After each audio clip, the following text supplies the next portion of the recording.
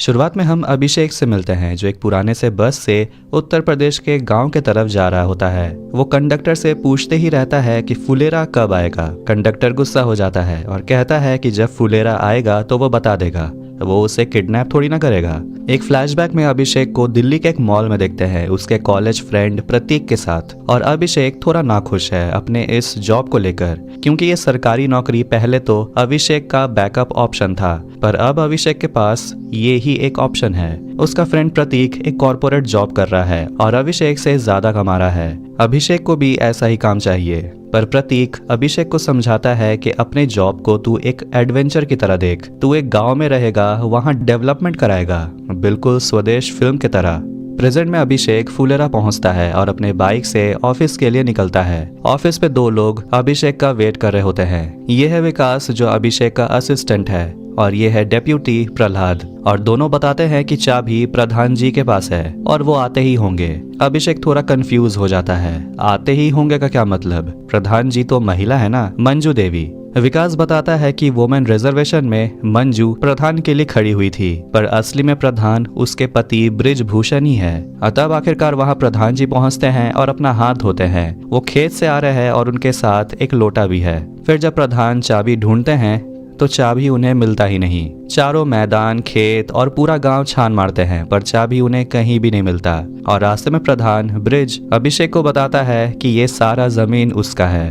पूरा दिन निकल गया पर चाबी कहीं नहीं मिलता है, और अभिषेक तंग आकर कहता है ताले को तोड़ देने, पर ब्रिज कहता है ताला नहीं टूटेगा क्योंकि ये ताला असली में उसकी बीवी मंजू देवी का है। ब्रिज ताला बनाने वाले को बुलाने को कहता है और विकास को कहता है कि अभिषेक का बाइक लो और ताला बनाने वाले को लेकर आओ। अभिषेक ये सबसे खुश नहीं है, पर वो कर भी क्या सकता है। अब ब्रिज को उसकी पत्नी मंजू का कॉल आता है जो बहुत गुस्सा है कि चाबी हरा कहाँ गया, और ब्रिज जब घर पहुंचता है तो झगड़ा जारी रहता है। ब्रिज अपनी पत्नी से कहता है कि वो एक रात के लिए अपने पंचायत सचिव को अपने घर में ही रहने देते हैं, पर मंजू मना करती है क्योंकि घर में एक जवान बेटी है।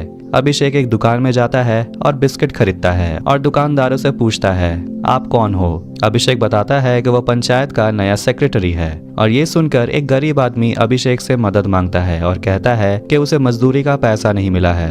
अभिषेक को ये सुनकर बुरा लगता है, पर उसे कहता है कि जब ऑफिस खुल जाए तो आ जाना।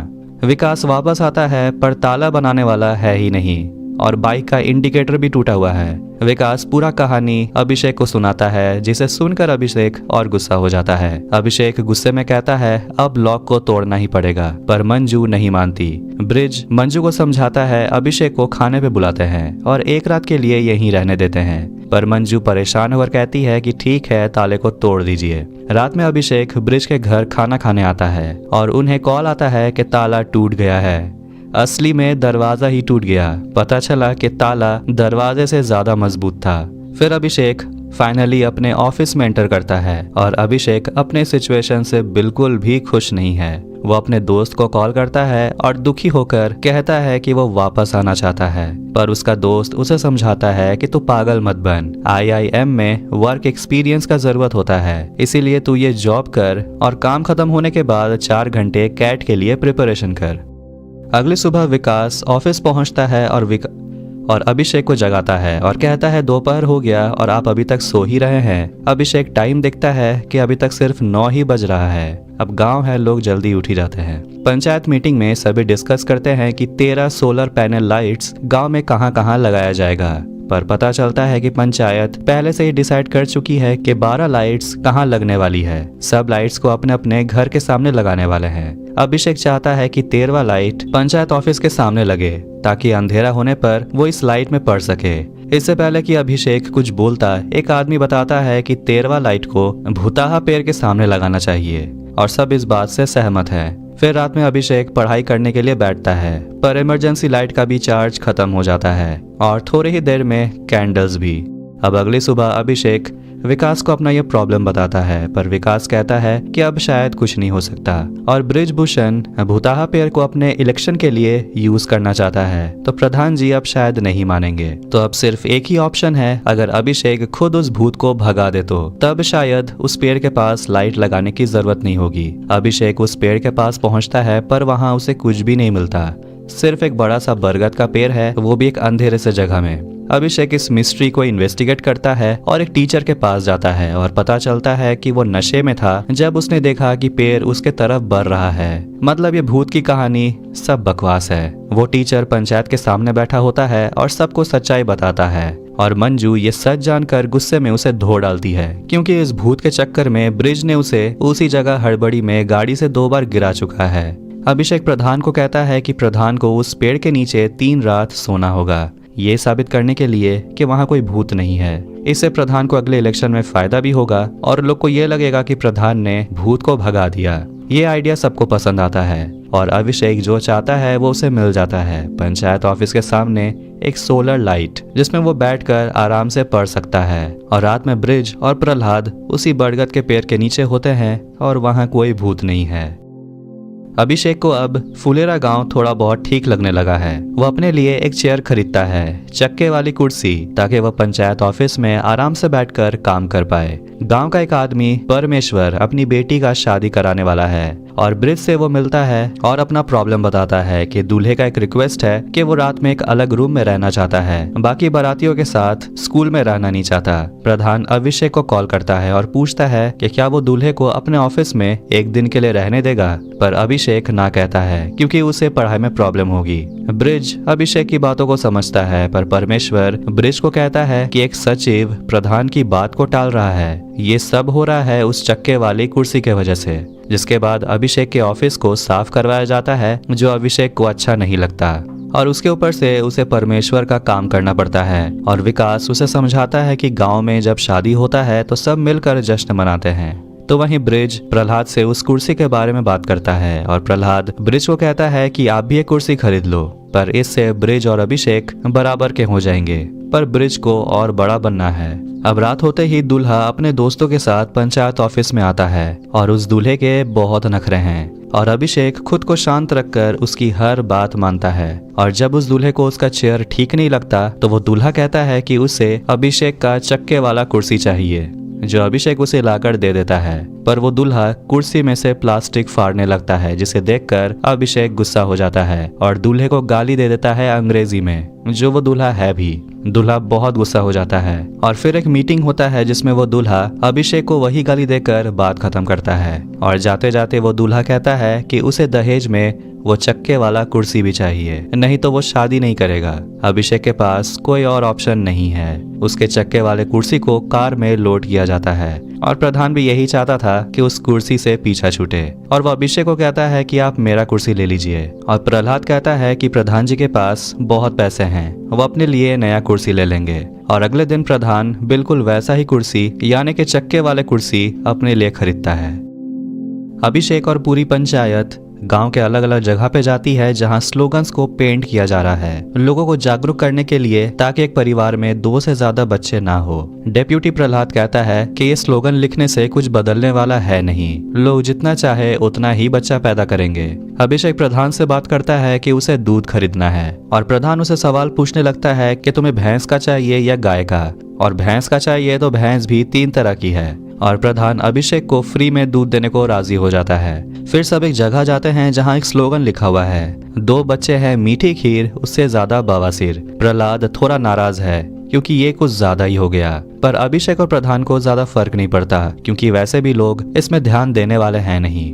मंजू ब्रिज को कहती है कि क्या जरूरत है फ्री में अभिषेक को दूध देने की, तुम्हें पता भी है कि घर में कितना खर्चा है, बेटी का शादी भी करवाना है। तो वहीं अभिषेक ये स्लोगन जगह जगह पेंट करवा रहा होता है और एक आदमी इस स्लोगन को पढ़कर बहुत गुस्सा हो जाता है और कहता है कि आपके हिसाब से मेरा तीसरा बेटा बवासीर है, और धमकी देता है स्लोगन को मिटाने। और वहाँ कुछ और लोग को बुलाता है जो ये स्लोगन देखकर गुस्सा हो जाते हैं और कहते हैं कि वो अगले इलेक्शन में प्रधान को वोट नहीं देंगे। अभिषेक ये बात प्रधान को बताता है और प्रधान स्लोगन को मिटाने को बोलता है, पर अभिषेक ये नहीं कर सकता क्योंकि ये ऑर्डर सीधा BDO ने दिया है और ये करने पर अभिषेक की नौकरी भी जा सकती है। प्रधान एक लौकी चुराकर अभिषेक को देता है और कहता है जाकर अपने सुपीरियर से बात करो, पर वो सुपीरियर लौकी देखकर भी खुश नहीं होता और कहता है कि इस स्लोगन को चेंज नहीं किया जा सकता और कहता है लोगों को बुरा लगना चाहिए, इसीलिए स्लोगन को ऐसा लिखा गया है। अभिषेक प्रधान के घर में होता है और डिस्कस करते हैं कि अब आगे क्या करना है और ब्रिज मंजू को बताता है कि तुम अब अगला इलेक्शन हार रही हो। मंजू गुस्से में ब्रिज को कहती है कि आखिर मर्द को क्या प्रॉब्लम हो गई इस स्लोगन से, जाकर औरतों से पूछो जो 2 से ज्यादा बच्चे को जन्म देती है, उनको बड़ा करती है, उनकी देखभाल करती है। पूछो कि उनसे कितना सहना पड़ता है। और कहती है ये स्लोगन बिल्कुल सही है। और ब्रिज को कहती है कि आप डरपोक हो जो सही काम करने के लिए खड़े नहीं हो पाते हो।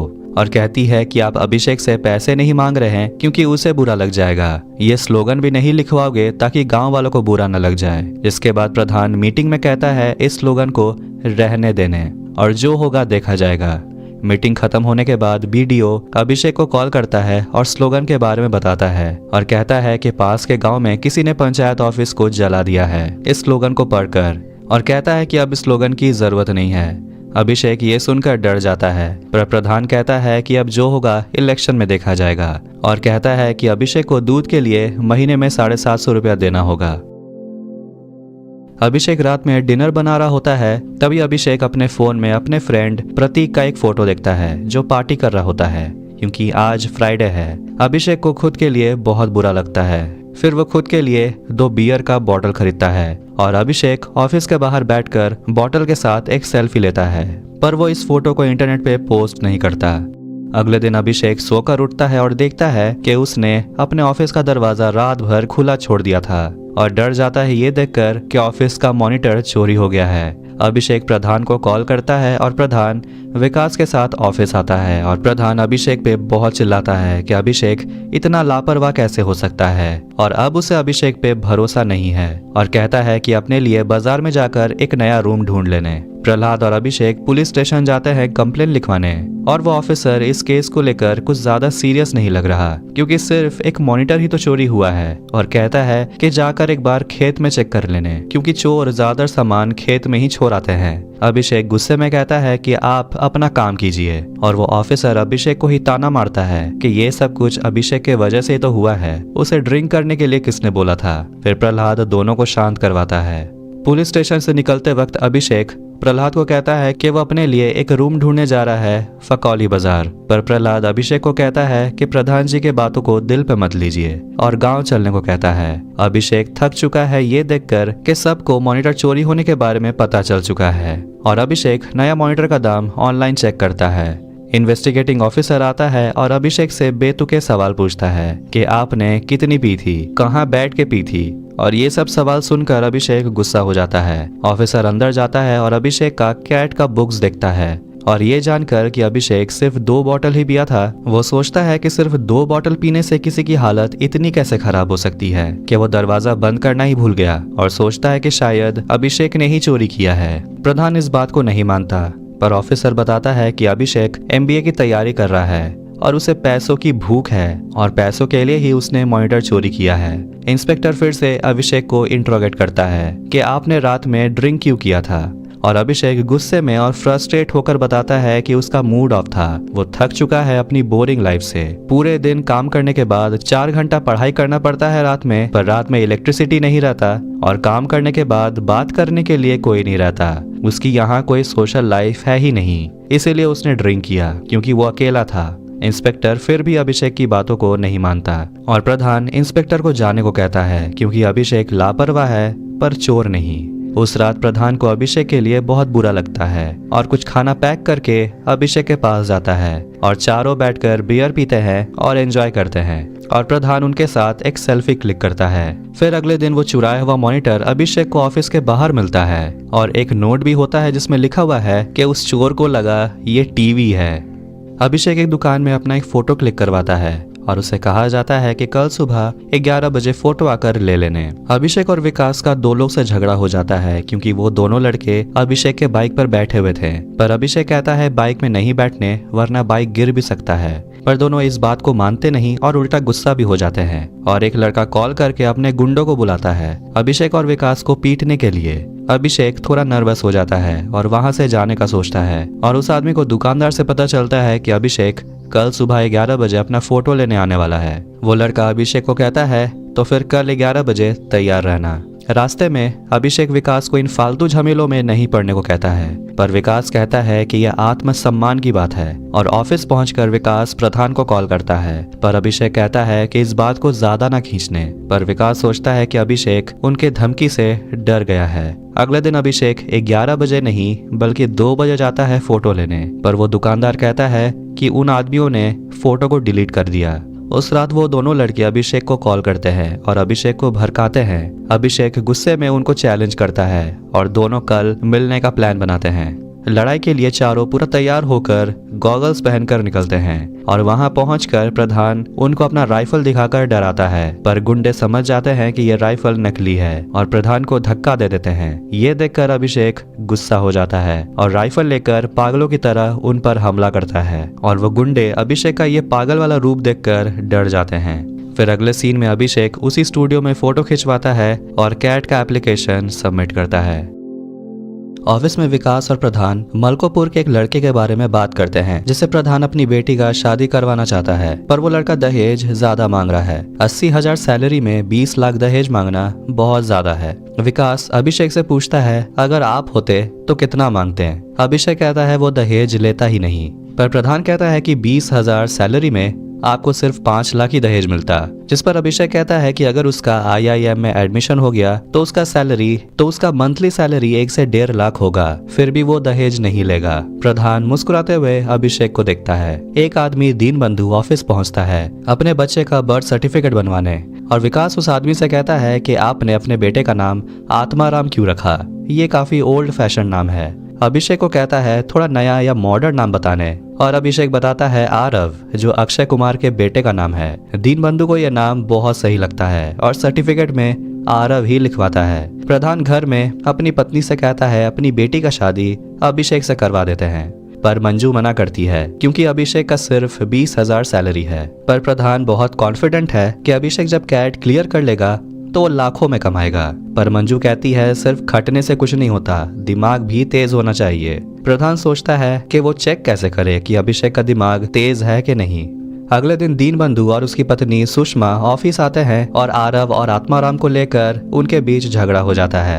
अभिषेक जैसे ही पढ़ाई करने बैठता है तो प्रधान व्हाट्सएप में अभिषेक को एक पहेली भेजता है और कहता है 1 मिनट में सॉल्व करने, और 1 मिनट के बाद वो कॉल करता है जवाब पूछने के लिए और अभिषेक मंजू देवी का जवाब सुनकर आंसर दे देता है और अभिषेक कहता है कि कैट में ऐसा क्वेश्चन नहीं आता। प्रधान ऑफिस जाता है और अभिषेक को एक प्रॉब्लम सॉल्व करने को बोलता है जो अभिषेक ने छोड़ दिया था क्योंकि ये बहुत टफ है, पर अभिषेक उसे सॉल्व कर लेता है टाइम से 6 सेकंड पहले। प्रधान जी इम्प्रेस हो जाता है और कहता है कि आप कैट क्लियर कर लेंगे। फिर प्रधान को कॉल आता है और पंचायत पहुंचते हैं दीनबंधु और सुषमा के घर, जो आरव और आत्माराम को लेकर अभी भी लड़ रहे हैं। अभिषेक को एक आइडिया आता है कि बच्चे के सामने 2 उंगली रखने, वो जिसे चुनेगा वही नाम फाइनल कर लेना, और सुषमा और दीनबंधु मान जाते हैं। घर पे प्रधान मंजू को कहता है कि देख लिया अभिषेक कितना स्मार्ट है, पर मंजू फिर भी नहीं मानती और मलकोपुर वाले लड़के से ही शादी कराना चाहती है। प्रधान अपनी बेटी के साथ भी वही टेक्निक यूज करता है अभिषेक और मलकोपुर वाले लड़के में चुनने के लिए, और रिंकी जो सोई हुई होती है वो नींद में अभिषेक को ही चुनती है। सुषमा और दीनबंधु का छोटा बच्चा आरव नाम को चुनता है, जिससे सुषमा नाराज हो जाती है। 2 हफ्ते के बाद अभिषेक कैट एग्जाम देकर आता है, पर वो खुश नहीं है और वो खुद को अपने रूम में लॉक कर लेता है और लगता है अभिषेक का कैट एग्जाम अच्छा नहीं गया। 2 महीना हो चुका है, अभिषेक अभी भी अपने कैट के रिजल्ट को लेकर मूड ऑफ करके बैठा हुआ है। विकास अभिषेक को चीयर करता है उसका मूड ठीक करने के लिए और कहता है कि फिर से तैयारी करने, पर अभिषेक गुस्सा हो जाता है और कहता है कि कैट एग्जाम बहुत टफ है और अभिषेक का इस साल सिर्फ 82 परसेंटाइल ही आया है, जिस वजह से अभिषेक का कॉन्फिडेंस अब टूट चुका है। विकास और अभिषेक ऑफिस के बाहर एक पोस्टर लगाते हैं और अभिषेक ने विकास के ऊपर चिल्लाया, इसलिए वो विकास से माफी मांगता है। अभिषेक मंजू के पास जाता है कुछ डॉक्यूमेंट्स में अंगूठा लगवाने के लिए, और मंजू अभिषेक को ताना मारती है कि अभिषेक कैट क्लियर नहीं कर पाया, और अभिषेक उल्टा मंजू को कहता है कि मंजू भी तो सिर्फ नाम की प्रधान है, रिपब्लिक डे में वो झंडा भी नहीं फहराने जाएगी, सब उसका पति ब्रिजभूषण करेगा। ये बात मंजू को सुई की तरह चुभती है। वैसे झंडा फहराना कोई बड़ी बात नहीं है, नेशनल एंथम गाना थोड़ा मुश्किल होगा जो मंजू को आता ही नहीं, और मंजू के पास सिर्फ 2 दिन ही है। इसलिए अभिषेक मंजू को नेशनल एंथम गाना सिखाता है, पर मंजू ठीक से सीख ही नहीं पा रही। वो एक ही गलती बार बार करती है और अभिषेक गुस्सा हो जाता है। अगले दिन प्रधान मलकोपुर से लौटता है और देखता है कि मंजू को अभी भी राष्ट्रगान याद ही नहीं हुआ। रिपब्लिक डे के दिन प्रधान अपना नया कपड़ा पहनकर ऑफिस जाता है झंडा फहराने, और अभिषेक मंजू को कॉल करके आने को बोलता है। डीएम मेन रोड के तरफ से गुजर रही होती है और एक बड़ा सा होर्डिंग देखती है रिपब्लिक डे का, जिसमें ब्रिज का फोटो भी है और उसके नीचे प्रधानपति लिखा हुआ है, जिसे देखकर डीएम गाड़ी को फुलेरा गांव के तरफ घुमाने को बोलती है। प्रधान जैसे ही झंडा फहराने वाला होता है वहां डीएम पहुंच जाती है और ब्रिज पे चिल्लाती है और ऑफिस के बाउंड्री से बाहर चले जाने को बोलती है, और वो अभिषेक पे भी चिल्लाती है और उसे सस्पेंड करने का ऑर्डर देती है। तभी वहां मंजू आती है ऑफिशियल वार्ड मेंबर्स के साथ, जिनके हस्बैंड्स उनके जगह काम कर रहे थे, और मंजू नाटक करती है कि वो हर साल वही झंडा फहराती है, और डीएम के कहने पर मंजू झंडा फहराती है और फिर राष्ट्रगान भी गाती है, जिसमें मंजू थोड़ी अटकती है, पर ब्रिज मंजू की मदद करता है।